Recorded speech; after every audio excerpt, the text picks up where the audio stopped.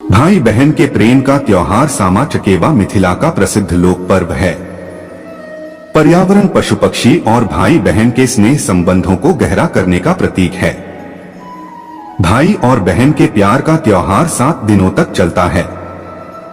इस सामा चकेवा त्योहार की शुरुआत कार्तिक शुक्ल पक्ष के सप्तमी से शुरू होकर कार्तिक पूर्णिमा की रात तक चलता है।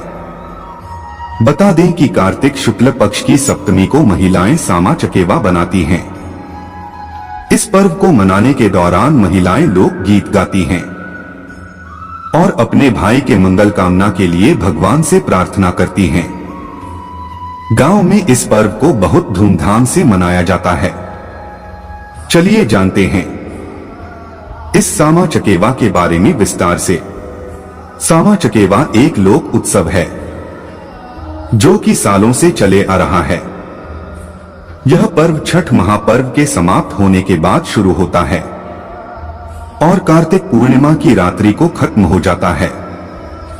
इस पर्व को मनाने के दौरान महिलाएं गाना गाती हैं और पर्व का उत्सव मनाती हैं।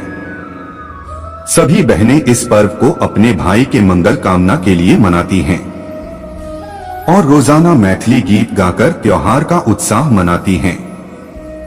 इस पर्व को लेकर लोगों का मानना है कि भगवान श्री कृष्ण और जाम्बवती की एक बेटी सामा और बेटा चकेवा थे। सामा के पति का नाम चक्रवाक था। एक बार चूड़क नाम के शूद्र ने सामा के ऊपर वृंदावन में ऋषियों के संग रमण करने का अनुचित आरोप भगवान श्री कृष्ण के सामने लगाया था, जिससे श्री कृष्ण क्रोधित होकर सामा को पक्षी बनने का श्राप दे देते हैं। श्राप के बाद सामा पंछी बन वृंदावन में उड़ने लगती है। सामा के पक्षी बनने के बाद सामा के पति चक्रवाक भी स्वेच्छा से पक्षी बनकर सामा के साथ भटकने लगते हैं।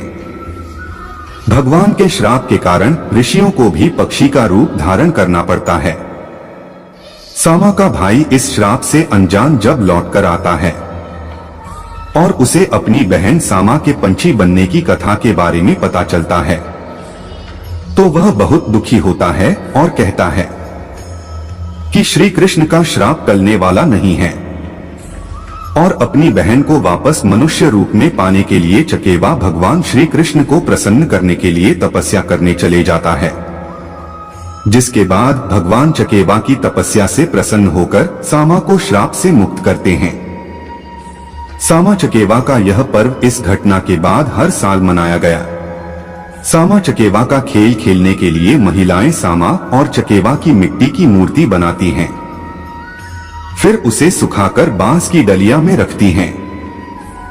सूखने के बाद मूर्तियों को रंग से रंगाई करती हैं और सजाती हैं। सजाने के बाद सभी बहनें उन मूर्तियों के संग खेलती हैं और गीत गाते हुए अपने भाई की सलामती की प्रार्थना करती हैं। महिलाएं एवं लड़कियां सिर के ऊपर उस बांस की डलिया को लेकर चांदनी रात में गीत गाते हुए गलियों में घुमाती हैं। पूर्णिमा के दिन सभी मूर्ति और खिलौनों को विसर्जित किया जाता है।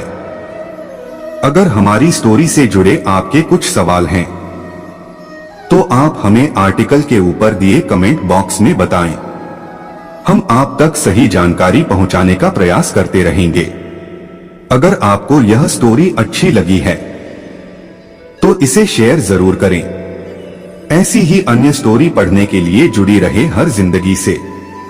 भाई बहन के प्रेम और विश्वास का पर्व सामा चकेवा को लेकर पूरे बिहार समेत झारखंड की राजधानी रांची में भी चहलकदमी तेज हो चुकी है।